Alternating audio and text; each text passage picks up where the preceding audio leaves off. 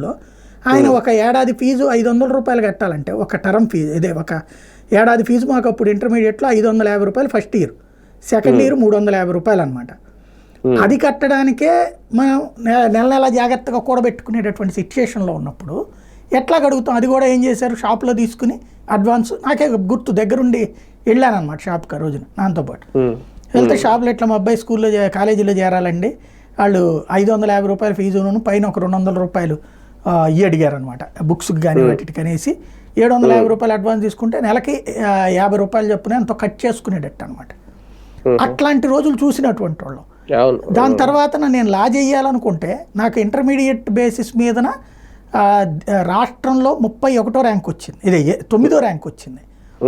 ఆ తర్వాత డిగ్రీ అదే అప్పుడు నేను కనుక్కున్నా మళ్ళీ, అంటే నాకు నా దురద కొద్దీ నేను రాస్తే ర్యాంక్ వచ్చింది. నాన్నన్నారు వెళ్తావరా అని. అప్పుడు చూస్తే 5 సంవత్సరాలు అన్నారు ఇంటర్మీడియట్ బేసిస్ మీద. ఫీజు ఎంత అంటే దాదాపుగా అంటే యూనివర్సిటీ సీట్ వస్తుంది కానీ 5 సంవత్సరాలు భరించాలి. ఏడాదికి హాస్టల్కి వెళ్ళి ఉంటే మనకు అయ్యే ఖర్చు ఎంత, ఓసీ కాబట్టి నాకు అక్కడేమి ఫ్రీగా ఇవ్వరు, కనీసం నెలకు వచ్చేటప్పటికి అప్పుడు ఎంత అని కనుక్కుంటే 750 రూపాయలు ఎంతో నెలకు కట్టాల్సి ఉంటుంది అన్నారు.